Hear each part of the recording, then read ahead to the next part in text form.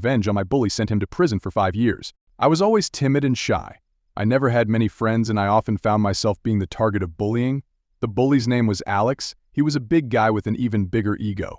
He would constantly pick on me, calling me names and pushing me around. I tried my best to ignore him, but it was hard to do when he seemed to always be lurking around every corner. One day, things took a turn for the worse. Alex had finally crossed the line when he pushed me into a locker and stole my lunch money. I was fed up with being his punching bag and decided that enough was enough. I made it my mission to get revenge on him, to make him pay for all the years of torment he had put me through. I spent weeks planning my revenge, thinking of the perfect way to bring Alex down, and then it hit me I would frame him for a crime he didn't commit. I knew it was a risky move, but I was desperate to finally put an end to the bullying once and for all. I started by planting evidence in Alex's backpack, making sure to leave no trace of my involvement. It was nerve-wracking, but I was determined to see it through. And sure enough, my plan worked. Alex was arrested and charged with robbery, a crime he swears he didn't commit. As I watched him being led away in handcuffs, a sense of satisfaction washed over me. I had finally gotten my revenge, and now Alex would pay for all the pain he had caused me. But as the days turned into weeks, I couldn't shake the guilt that was gnawing at me. I knew what I had done was wrong, but I couldn't bring myself to confess. 5 years passed, and I had moved on with my life.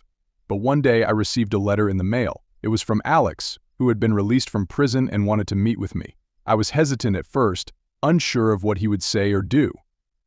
But I ultimately decided to meet with him, wanting to face my past and finally come clean. As I sat across from Alex in a dingy coffee shop, I could see the remorse in his eyes.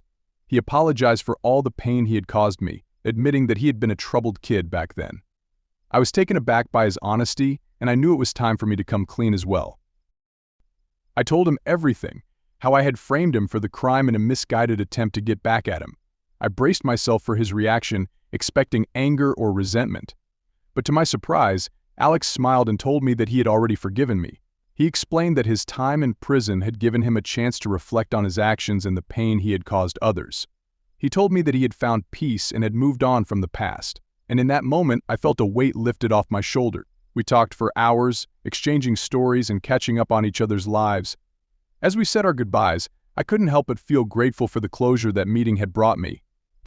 I had finally let go of the anger and resentment that had consumed me for so long, and I was able to move forward with a newfound sense of forgiveness and acceptance. As I walked away from the coffee shop, I realized that sometimes the greatest revenge is not in seeking vengeance but in finding peace within oneself. And in that moment, I knew that I had finally let go of the past and could embrace a brighter future ahead.